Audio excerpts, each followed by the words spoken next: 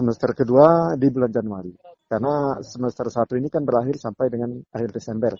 Pembelajaran tatap muka tingkat PAUD di Benar Meriah Aceh direncana dibuka semester kedua Januari 2021. Rencana itu muncul setelah pemerintah daerah menerima surat keputusan bersama atau SKB 4 Menteri.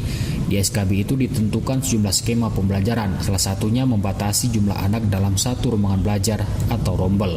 Kadis Pendidikan Benar Meriah Syukur mengatakan skema pembelajaran tatap muka itu masih akan dibicarakan. Dalam waktu dekat katanya pemerintah daerah akan melakukan pembahasan dengan para pihak seperti pengurus PAUD.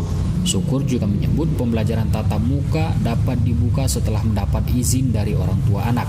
Syarat mengikat ini katanya juga berlaku untuk semua jenjang. PAUD mungkin kita rencanakan sesuai dengan SKB 4 Menteri yang baru mulai Januari nanti. Cuman itu pun untuk PAUD ini batasnya 5 orang satu hari. Sesuai standar yang dikeluarkan kementerian kan. Atau nanti per guru 5 orang, nggak bisa lebih kan.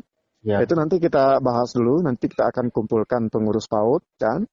Kita bicarakan, kita sesuai dengan SKB 4 Menteri yang baru. Ini sudah kita terima.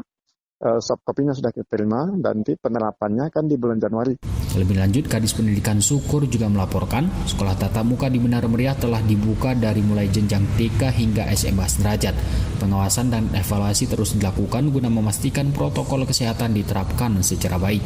Ia juga meminta dukungan dan peran serta orang tua murid untuk ikut mengawasi anak saat berada di rumah. Penerapan protokol kesehatan seperti pakai masker menurut Syukur penting turut diawasi oleh orang tua guna mempercepat memutus mata rantai penyebaran COVID di Benar Meriah khususnya. Muhammad Sanusi, RRI Takengon.